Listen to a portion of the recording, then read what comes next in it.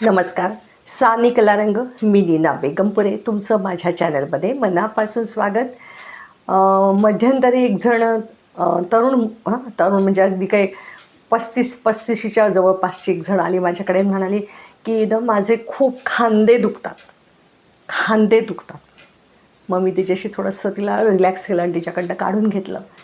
तर आप खूप म्हणाले, उपाय केले, औषधं घेतली आणि मला काही बरं वाटत नाही आहे. तर काय काय होतं आहे मला नक्की?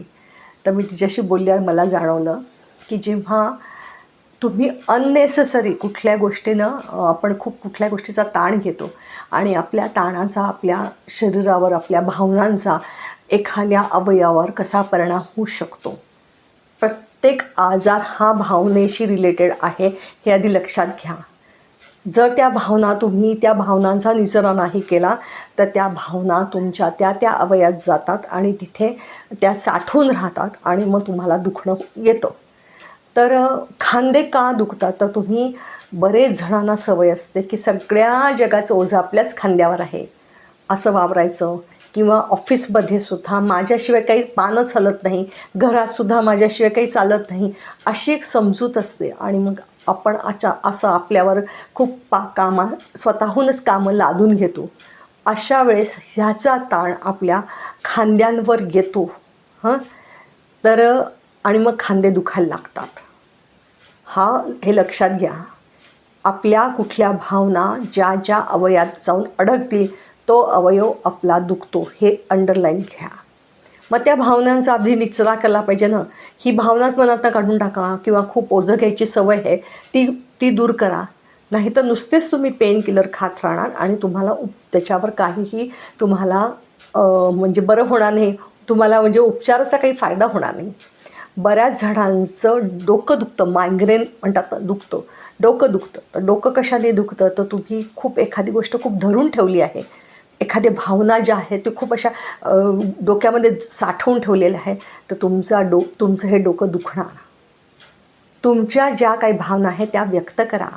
ज्याबद्दल तुम्हाला राग आहे, लोभ आहे, जे काही तुमच्या मनात साठलं पण जर आहे ते आधी दूर करा. बघा, तुमचं दुखणंसुद्धा कुठे पळून जाईल. बरेच जण म्हणत असतात की मला ना खूप डोकं दुखतं. तर डोकं दुखणं ह्याच्या नुसतं जातात मेडिकलमध्ये आणि कुठलं तरी त्या केमिस्टला सांगून औषध घेतात. हे चुकीचं आहे बरं का. खूप गंभीर डोकं दुखत तर नक्कीच डॉक्टरचा सल्ला घ्या. पण स्वतःचे आधी डॉक्टर व्हा, की आपली कुठली भावना आपण दडपली आहे का, की जेणेकरून आपल्या डोक्यावर त्याचा परिणाम होत आहे. तसाच बऱ्याच जणांना मला धडधडतं, टेन्शन, खूप एखाद्या गोष्टीचा ताण घेणे, ही सुद्धा एक भावना आहे. आणि त्याच्यामुळे सुद्धा तुम्हाला जे पाल्पिटेशन वाढतं, टेन्शन येतं, तर ह्याच्यामुळे सुद्धा तुम्ही त्या भावनेचा आधी निचरा करा की मला कशामुळे टेन्शन आलं आहे. तर ती गोष्ट तुम्ही खूप सकारात्मक पद्धतीने, की समजा हे एखादं मी काम केलं नाही तर काही आभाळ कोसळणार आहे का? नाही. मग तो भाग तुम्ही, ती जी आहे कामाची पद्धत बदला, की जेणेकरून तुम्हाला स्ट्रेस येणार नाही आणि तुमच्या आरोग्याशी, म्हणजे हृदयावर धडधड होणं हे खूपच म्हणजे मोठा आजार होऊ शकतो, याच्यात गंभीर आजार होऊ शकतो. अजून बऱ्याच जणांना हे असतं, राग, चिडचिड, भीती, असं ते खूप साठवतात आणि मग त्यांना पोटाचे विकार होतात, बद्धकोष्ठता होते, किंवा लूज मोशन होतं, असे कुठलेही पोटाचे विकार होतात. तर हे सुद्धा तुम्ही लक्षात घ्या.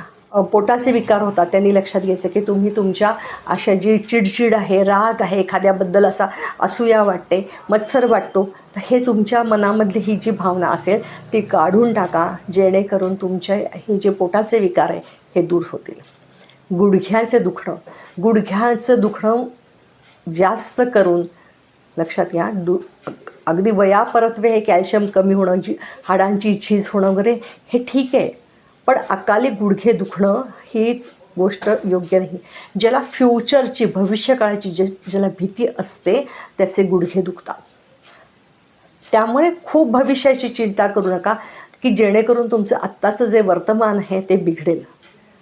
ह्या सगळ्या भावनांचा तुम्ही अभ्यास करू शकता. पाय दुखतात. आजकाल जो उठतो तो म्हणतो पाय दुखतात. बघितलं तर बैठका मस्त, बरेचसे जण नुसतं दिवसेंदिवस त्या लॅपटॉपसमोर बसलेले असतात आणि सांगतात की पाय दुखतात. तर पाय कशामुळे दुखतात? तर ज्यांना फायनान्सचा आर्थिक विवंचना असते त्यांचे पाय दुखतात. नका विवंचना करू, सगळं छान होणार आहे. ह्या अशी सकारात्मक भावना ठेवा की जेणेकरून तुमच्या जर आरोग्यावर परिणाम झाला तर पुढे काय म्हणतात ना, सरसलामत तो पगडी पचात. तर तुमचं आरोग्य व्यवस्थित राखणं आणि त्याच्यासाठी ह्या ज्या मी आत्ता भावना सांगितल्या आहे त्या भावनांचा तुम्ही योग्य निचरा करा. याच्यासाठी ध्यान असतं, प्राणायाम असतं, मोकळ्या हवेत जाणं असतं. तर ह्या सगळ्या छोट्या छोट्या गोष्टी आहेत, ह्या तुम्ही नक्की करा.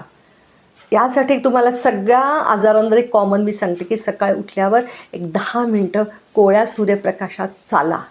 तुमच्याकडे जर तुमच्या इथे जर अगदी हे असेल, लॉन असेल छानपैकी, अनवाणी पाय चप्पल न घालता तुम्ही त्या हिरवळीवर एक 5-10 मिनटं चाला. बघा, खूप तुम्हाला एकदम रिलॅक्स वाटेल आहे. कोवळा सूर्याचा प्रकाश घ्या आणि सूर्याला अगदी छान नमस्कार करा की जेणेकरून ती ऊर्जा तुम्ही तुमच्या शरीरात साठवताय अशी कल्पना करा. छोट्या छोट्या कृती असतात पण त्या खूप तुम्हाला जगण्यासाठी तुम्हाला सकारात्मक भाव देतात. अजून सांगते की खूप जर भावना हे झालेल्या असतील, कोंडलेल्या असतील कुठल्या भावना, तर तुमचं कोणी जे जीवाभावाचं असेल त्याच्याशी तुम्ही मोकळेपणाने बोला.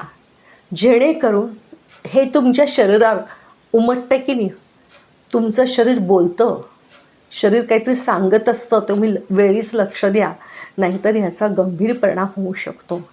या छोट्या छोट्या तुम्ही आत्ता मी गोष्टी सांगितल्या आहेत, तर या सगळ्यावर तुम्ही उपाय करू शकता आणि तुमच्या आजाराचं तुम्ही निराकरण करू शकता एवढी मला खात्री आहे. परत एकदा उजळणी करते की तुम्ही सकाळी उठल्यावर अनवाणी पायाने छान गवतावर चाला, प्राणायाम करा, ध्यानधारणा करा आणि जे कोणी तुमची जीवाभावाची व्यक्ती असेल त्याच्याशी तुम्ही भावनिक संवाद साधा. सगळंच आपण आपल्या मनामध्ये साठवून ठेवू नका, जेणेकरून तुमचं शरीर जे आहे ते नकारात्मक बोलू लागेल.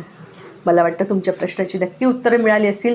व्हिडिओ आवडल्यास नक्की लाईक करा, शेअर करा, सबस्क्राईब करा. मनापासून धन्यवाद.